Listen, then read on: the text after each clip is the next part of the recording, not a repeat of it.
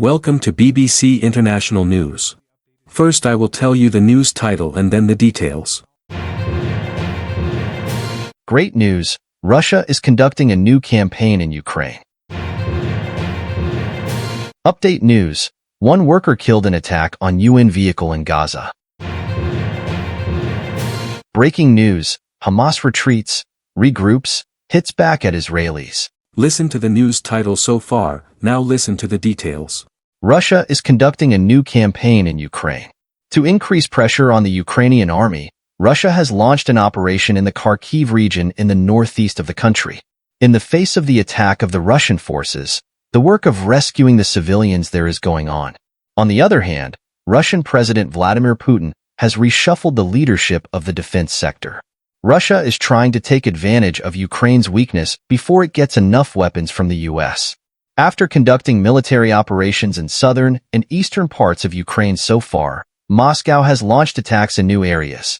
Since Friday, Russian forces have launched a major operation to seize as much land as possible in the Kharkiv region.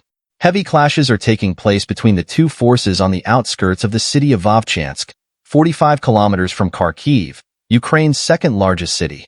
According to the Ukrainian military, Russian forces are achieving strategic successes in several areas.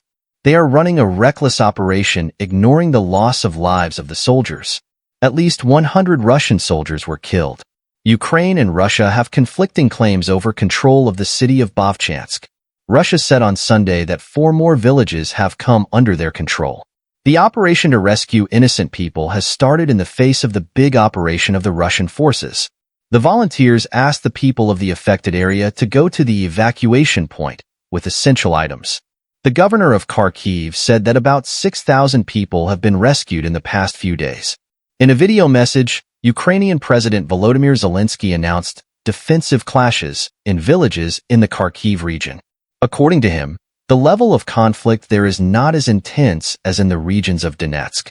When the attack on Ukraine began in February 2022, the Russian army had reached the outskirts of the city of Kharkiv. However, they were forced to return to the border in the face of fierce resistance from the Ukrainian army. Residents are not leaving the city at the moment. Kharkiv Mayor Igor Terekhov said the city is calm for now. Meanwhile, Russian President Vladimir Putin has made major changes to the military leadership. Removed longtime Defense Minister Sergei Shoigu. Andrei Belousov has been named as the new defense minister. The reason for appointing Belousov as the new defense minister is that he will try to make better use of the defense budget. In addition, he will use advanced innovations to win the war in Ukraine by strengthening Russia economically. One worker killed in attack on UN vehicle in Gaza. UN staff were attacked while visiting a hospital in the southern Gaza Strip. One person was killed and another was injured. The attack happened yesterday, Monday. The UN said its staff were on their way to the European hospital near Rafah in a UN vehicle. Then the car was attacked. However, the UN did not say anything about who carried out the attack. Based on preliminary investigations, the Israeli army said the vehicle was attacked in an area where fighting is ongoing. The Israel Defense Forces, IDF, confirmed that it received a report from the United Nations Security Department, UNDSS. According to the report, 2 of their workers were injured in the southern Rafah area of Gaza on Monday. The IDF also said the incident was under review. UN Secretary-General Antonio Guterres said he was deeply saddened to learn of the workers' death. He expressed his condolences to the family members of the deceased. Guterres spokesman Farhan Haq mentioned these facts in a statement. Farhan Haq also said, the Secretary-General has condemned all attacks on UN staff and demanded a full investigation. In a separate statement, Guterres said more than 190 UN staff had been killed in the Gaza Strip since the war began.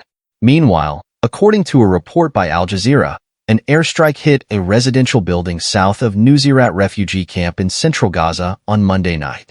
14 people were killed in the attack. Israel also carried out an airstrike on a school in the refugee camp. On Monday night, Israel launched an airstrike in the Zaytown area of Gaza City. The eastern area of Rafah town has also been hit by airstrikes. Hamas retreats, regroups, hits back at Israelis. Israeli forces are in the process of intensifying operations in the Rafah area, claiming it as Hamas' last stronghold in Gaza. Meanwhile, Hamas resistance fighters fought with Israeli forces in other areas of Gaza on Sunday. This sent a clear message that Hamas could remain a powerful group in the Gaza Strip for a long time to come. The Israeli army and Hamas, both sides, said on Sunday that there was a direct battle between Hamas fighters and Israeli forces in various areas of northern Gaza at the end of last week. Fighting in northern Gaza comes as the world's eyes turn after Israeli forces launched an offensive in Rafah last week. It has become the most familiar image in the 7-month war in Gaza.